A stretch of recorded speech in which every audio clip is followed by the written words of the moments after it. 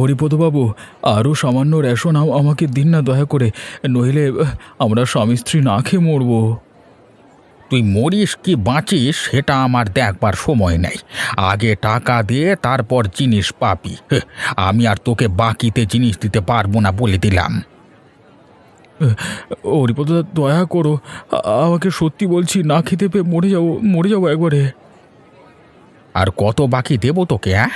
অনেক টাকার রেশন তোমার নামে বাকির খাতায় আছে, আর একটি দানাও তোমাকে বাকি দিতে পারবো না। বাবু, সত্যি বলছি, আমি কয়েকদিনের মধ্যে দেনা চুকিয়ে দেবো, মায়ের দিবি বলছি। এবারের মতো চাল ডাল মশলাপাতি আমাকে দিয়ে দিন। তোমার এই একই কথা প্রতিবার শুনে আসছি। এই আগামী মাস করতে করতে 6 মাস হতে চলেছে। এভাবে তোমাকে বাকিতে দিতে থাকলে আমি পথে বসবো। সত্যি বলছি, আমি আগামী মাসে সব বাকি টাকা দিয়ে দেব, দয়া করুন এবারের মতো।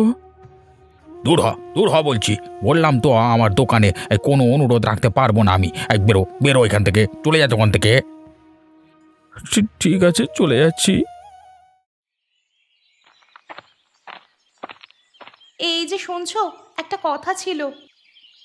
আহা, ডাকলে তো পেছন থেকে। তোমাকে কতদিন না বলেছি আমাকে কাজে যাবার সময় পেছন থেকে ডাকবে না। আমার ভুল হয়ে গেছে, আর কখনো ডাকবো না তোমাকে পেছন থেকে। আসলে একটা কথা বলার ছিল।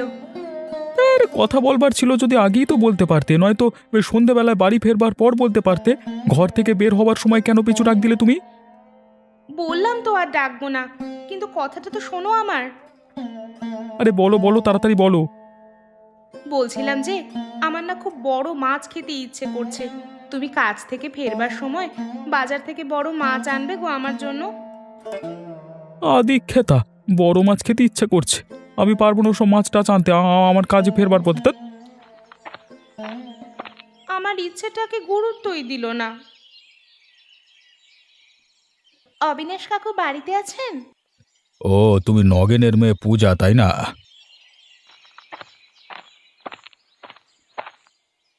আগে হ্যাঁ অবিনাশ কাকু। কি ব্যাপার, নগেনকে দেখতে পাচ্ছি না অনেক দিন ধরে, সে আমার কাছে আসছে না কেন?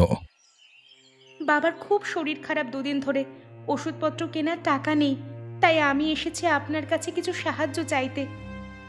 দেখো পূজা, নগেনের আগেও অনেকবার আমার কাছ থেকে নানান মিথ্যে অজুহাত দিয়ে অনেক টাকা মেরেছে। আমি ওকে ভরসা করি না।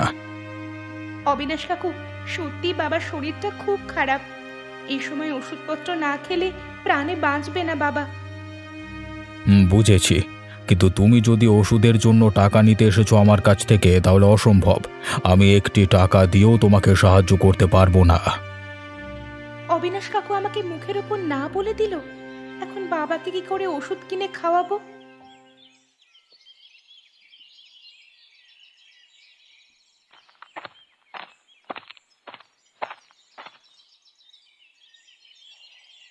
ওহ, তুমি এসে গেছো?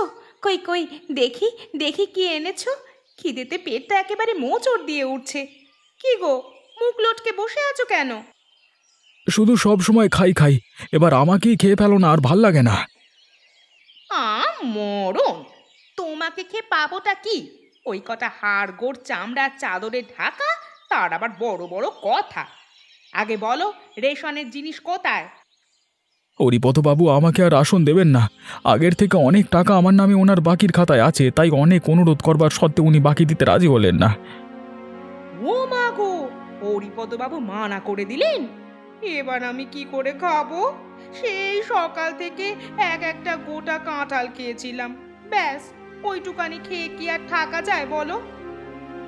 সাধু কিচ্ছু খায় না যেন, শুধু 1 কেজি দুধের পায়েস খায়, যত সব। কি বিড়বিড় করে বলছো শুনি? এভাবে হাত গুটিয়ে বসে থাকলে হবে? আমার জন্য খাবার ব্যবস্থা করো, খিদেতে আমার মাথা ঘুরাচ্ছে। তোমার এত খিদে পায় কোত্থেকে শুনি? তোমাকে খাওয়াতে খাওয়াতে আমি ধনে প্রাণে মরে গেলাম, তাও তোমার খিদে মেটাতে পারছি না আমি। কি বললে তুমি? আমি বেশি খাই বলে তোমার হরিপদ কাকুর দোকানে বাকি হয়েছে? ভুলে যেও না, আমি তোমার বিবাহিত স্ত্রী। তুমি আমার ভরণ পোষণের দায়িত্ব নিয়েছো। সেটাই তো আমার জীবনের সব থেকে বড় ভুল, তোমার মতো পেটুক মহিলাকে বিয়ে করা। কি? তুমি আমায় পেটুক বললে? তোমার এত বড় স্পর্ধা? নিজের কথা ভেবেছো একবার? মুড়ে বলদ কোথাকার, বউ খাওয়াতে পারে না। লতা, হরিপদ কাকুর দোকানে তোমার জন্যই এত ধারে পড়েছি আমি। এরপরও যদি বলো আমি তোমার খাবারের জন্য কিছু করি না, তাহলে আর বলবার কিছু নেই। কোন মুখে কথা বলে শুনি? কিছু বলার মুরদ আছে কি তোমার? মুড়ে কোথাকার। লতা, তুমি যদি এভাবে আমাকে কথা শোনাও তাহলে কিন্তু আমি একটা কিছু করে বসবো। আর আর কিছু ভাল লাগছে না আমার। আচ্ছা আচ্ছা, শোনো, একটা কথা বলি। সেসব না করে একটা কাজের কাজ করো, যাতে টাকা পয়সা আসে, বুঝেছো?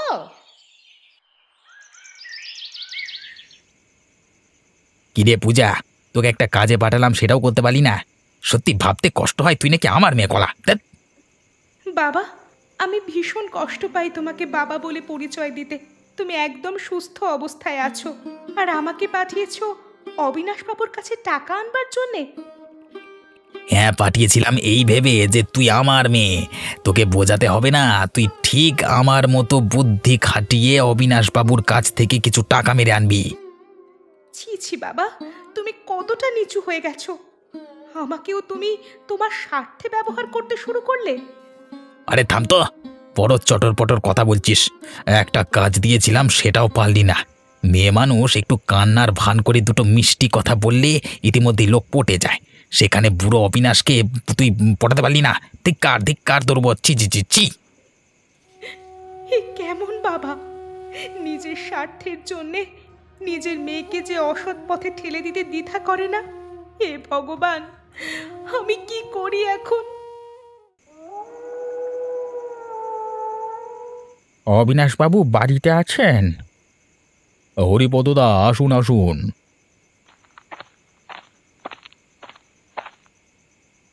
কেন ডেকে পাঠিয়েছেন আমাকে জানতে পারি? কোনো বিশেষ কারণ নাকি? মানে হরিপদদা, আপনি ঠিকই ধরতে পেরেছেন। সামনে বসন্ত উৎসব। আমার ইচ্ছে সেদিন গ্রামের সমস্ত মানুষকে দুপুরে খাওয়াবো। বাহ, এ তো অনেক মহৎ ইচ্ছে আপনার, তার জন্য আপনাকে সাধুবাদ জানাই। তাহলে সমস্ত কিছুর ভার আপনাকেই দেওয়া হলো। তাহলে আপনার তত্ত্বাবধানে এই মহৎ খাবারের আয়োজন করা হবে। অবিনাশবাবু, আপনি ওসব নিয়ে একদম ভাববেন না, আমি সবটাই সামলে নেব। বাহ, গ্রামের সমস্ত লোকের খাবারের আয়োজন মানে সে তো অনেক টাকার জিনিসপত্র। এই সুযোগে আমি বেশ মোটা টাকা কামাতে পারবো। আরে হরিপদদা, আপনি একা কি বিড়বিড় করছেন আর কি ভাবছেন? না না অবিনাশবাবু, আমি আপনার আয়োজনের কথাই ভাবছিলাম। বলছিলাম আপনি কি কি খাবারের পদ করতে চাইছেন শুনি। গোবিন্দভোগ চালের ভাত, সোনামুগের ডাল, পটলের দোরমা, কাতলা মাছের কালিয়া, খাসির মাংস আর কাঁচা আমের চাটনি, তার সাথে মিষ্টি দই আর রাজভোগ। বাহ, অবিনাশবাবু আপনার পছন্দের তুলনা নেই। হবে নাই বা কেন? হ্যাঁ, গায়ে যে আপনার জমিদার বংশের রক্ত বইছে। আমি একটা পদ যোগ করতে চাইছি, যদি আপনি অনুমতি দেন আর কি। হরিপদদা, নিঃসন্দেহে বলুন। যদি কাতলা মাছের মাথা দিয়ে মুড়ি ঘন্ট করা যায়, ওনায় সোহাগা। হ্যাঁ, গ্রামের লোকেরা এই উৎসবের ভাণ্ডার চিরকাল মনে রাখবে। হে ভগবান, আমার আর ভালো লাগছে না। এদিকে পেটুক বউকে খাওয়াতে খাওয়াতে আমি নিঃস্ব হয়ে গেলাম, আর ওদিকে কোনো কাজ ও সন্ধান খুঁজে পাচ্ছি না আমি।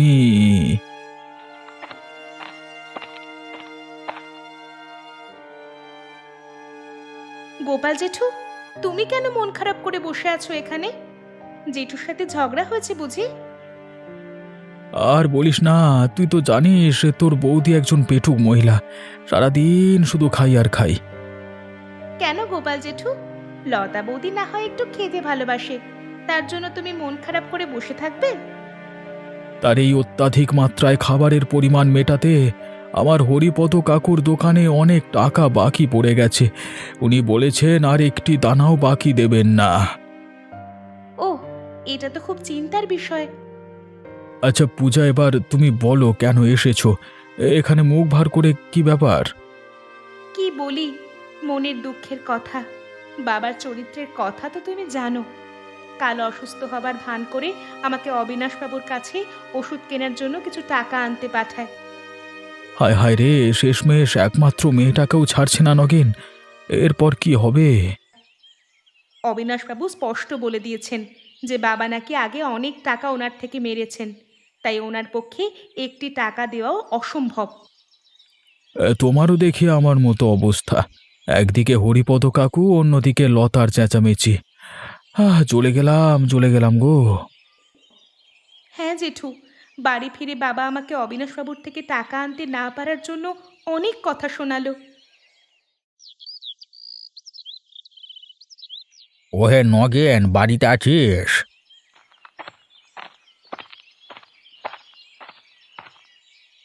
ও হরিপদ কাকু, হঠাৎ আমার বাড়িতে? একটি বিশেষ দরকারে তোমার সাহায্য চাই, সে ব্যাপারে কথা বলতে এসেছি। বিশেষ ব্যাপারটা কি জানতে পারি?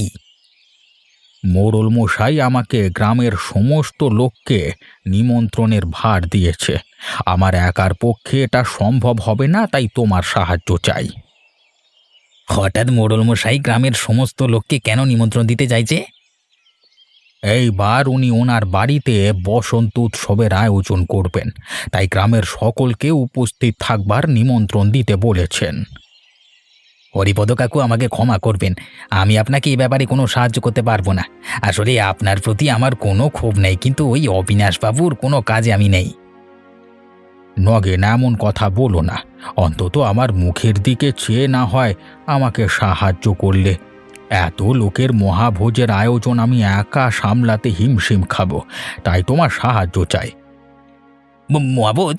মোড়ল মশাই মানে মহাভোজের আয়োজন করেছেন? কি কি খাওয়াবেন? কি কি খাওয়াবেন না সেটা বলো। গোবিন্দভোগ চালের ভাত, সোনামুগের ডাল, পটলের দোরমা, কাতলা মাছের কালিয়া, মুড়ি ঘন্ট, খাসির মাংস, কাঁচা আমের চাটনি, মিষ্টি দই, রাজভোগ। ওরে কলা, আমার জিভ দিয়ে জল টপকাচ্ছে টপাক টপাক করে। কাকু, আমি তোমাকে সাহায্য করতে রাজি আছি। তুমি এত করে যখন বলছো, মানে আমার মানে বুঝতেই পারছো আমি তোমার কথা কি করে ফেলি বলো। এই মহাভোজ কোনোভাবেই এড়িয়ে যাওয়া যাবে না।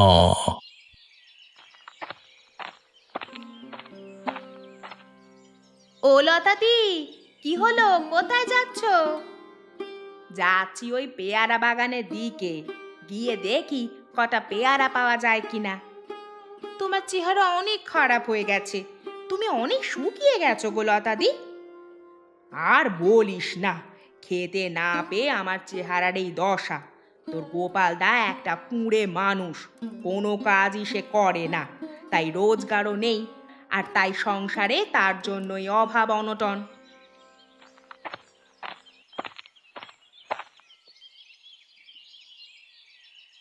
আরে লতা বৌদি, নীলিমা, ভালোই হলো তোমাদের সাথে দেখা হয়ে গেল।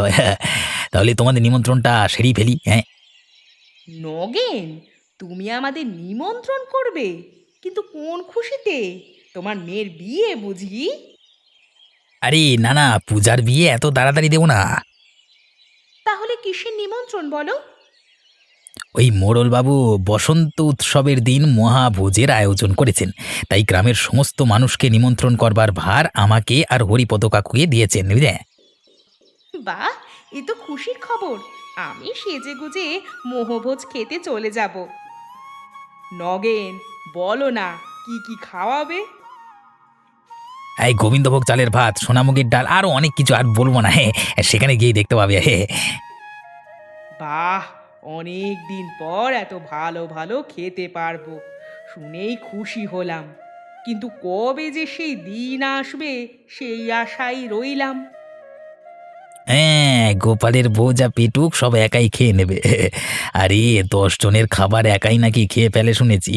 গোপালদার জন্য করুণা হয়।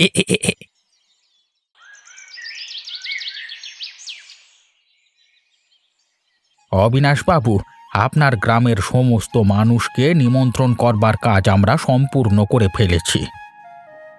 অনেক অনেক অভিনন্দন। হরিপদবাবু, আপনি না থাকলে আমার পক্ষে এত বড় আয়োজন করা অসম্ভব হতো। সে তো আমি আপনার সাথে সর্বদাই আছি, তবে শুধু আমাকে বললে কি করে হবে? আমি নগেনকেও সাথে করে নিয়েছিলাম, কারণ আমার একার পক্ষে একদমই সম্ভব ছিল না। বেশ বেশ, ভালো করেছো। আমি দুজনের উপর বেজায় খুশি। দুজনে মিলে বাজার, হাট, প্যান্ডেলের ব্যবস্থা সবকিছুই করতে হবে। অবিনাশবাবু, আপনি চিন্তা করবেন না, আমরা আছি। আপনার সব কাজ আমরা খুব ভালোভাবে সামলে নেব। মহা আনন্দে বড় করে মহাভোজের আয়োজন করো, তার জন্য আমি একটুও কিপটেমি করব না। আর এই গ্রামের বসন্ত উৎসবে সমস্ত লোক মহাভোজ খুব আনন্দ করে খাবে।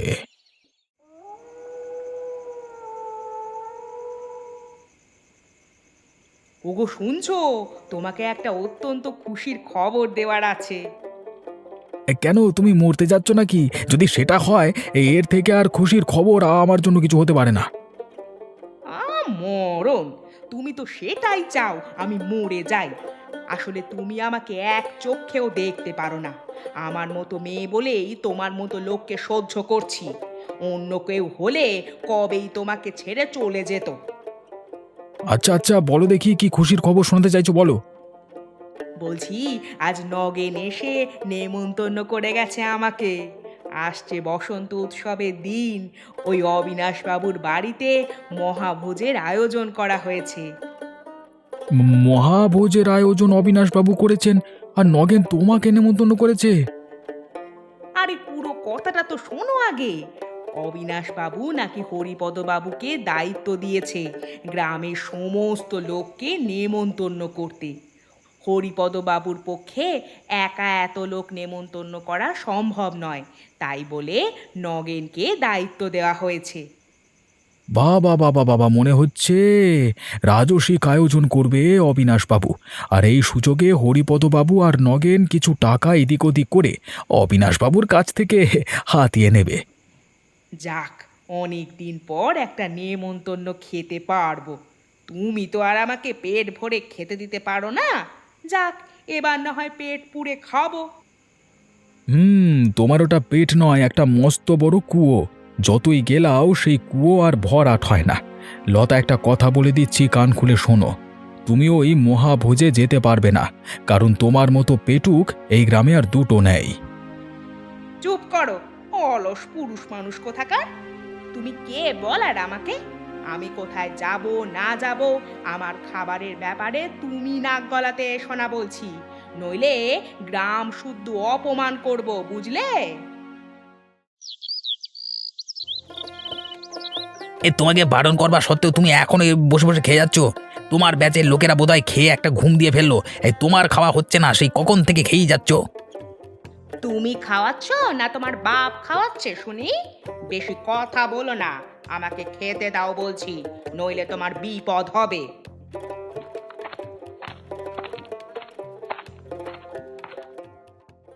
কি হলো, কি হলো? আরে নগেন, কি ব্যাপার? তুমি লতার উপর রাগ দেখাচ্ছ কেন এরকম করে? আরে গ্রামের লোকেরাও আছে, সকলের সামনে এরকম ঝগড়া করো না, লোকে হাসাহাসি করবে তো। দেখুন না অবিনাশ বাবু, ও আমাকে শান্তি মতো খেতে দিচ্ছে না। আমি একটু খেতে ভালোবাসি বলে ও আমাকে কথা শোনাচ্ছে। ও না আমার খাওয়া একদম দেখতে পারে না। 3টে ব্যাচ ধরে লতা খেয়েই চলেছে। ও স্বাভাবিকভাবে খেলে এই খাবারগুলো কত মানুষ খেতে পারতো। লতা একাই যদি 20-25 জন মানুষের খাবার খেয়ে মানে একাই খেয়ে নেয়, তাহলে কি হবে? আরে নগেন, ওকে খেতে দাও। ও যখন খেতে চাইছে ওকে বারণ করো না। আমি অঢেল ব্যবস্থা করে রেখেছি, যে যত পারে ইচ্ছা যায় খাক। উফ, কোন অলক্ষণে এক রাক্ষসীকে গোপালদা বিয়ে করেছিল কে জানে। কলা না না, খাও, খেয়ে উদ্ধার করো কলা, ভাল লাগে না।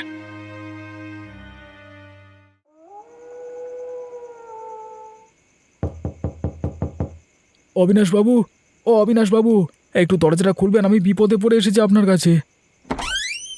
গোপাল, এত রাতে কি হলো আবার? কারোর কোনো বিপদ নাকি? আগে আমার স্ত্রী লতার খুব পেটে যন্ত্রণা করছে। ওকে কতবার বলেছি কম করে খেতে, কিন্তু কে কার কথা শুনে, হাজার বারণ করবার সত্ত্বেও ওর মতো করে হামলে খেয়েছে। এখন পেটের ব্যথায় অস্থির চিৎকার করে কাঁদছে। আরে এটা তো সবাই জানে তোমার বউ খুব পেটুক, কি আর করবার আছে? যার যেমন চরিত্র, তবে লতাকেও একটু ভেবেচিন্তে খেতে হতো। মানে উৎসব বাড়ির রান্না তো একটু মশলাপাতি বেশি দেওয়া হয়, সেসব রান্না পেট ঠেসে খেলে এমনই হয়। সেই জন্যই ওকে আমি আসতে বারণ করেছিলাম। আজকে এই লতার জন্যই আমি ধারে পড়েছি। হরিপদ কাকার দোকানে আজকে অনেক জিনিস ধার হয়ে আছে। এই রাক্ষসীকে খাওয়াতে খাওয়াতে আমি নিজে শেষ হয়ে যাব বাবু। বলি কি, এক প্রকার ভালোই হয়েছে, পেটের ব্যথা হয়েছে, এবার হয়তো লতা কিছুটা শিক্ষা পাবে, এক প্রকার তুমি নিস্তার পাবে। ঠিক আছে বাবু, কিন্তু পেট ব্যথা বেশি হয়ে গেলে পরে আরও কেলেঙ্কারি হয়ে যাবে। এত রাতে তাকে যদি হাসপাতালে নিয়ে যেতে হয় তাহলে তো এক বিপদ। তার চিকিৎসা করবার টাকা কোথায় পাবো? গোপাল, তুমি চিন্তা করো না, আমি একটা ওষুধ দিয়ে দিচ্ছি, তুমি এখানে দাঁড়াও। এই নাও গোপাল, এই ওষুধটা এক্ষুনি এই লতাকে খাইয়ে দাও, আশা করি শীঘ্রই আরাম পাবে। ধন্যবাদ অবিনাশবাবু, আপনাকে অসংখ্য ধন্যবাদ।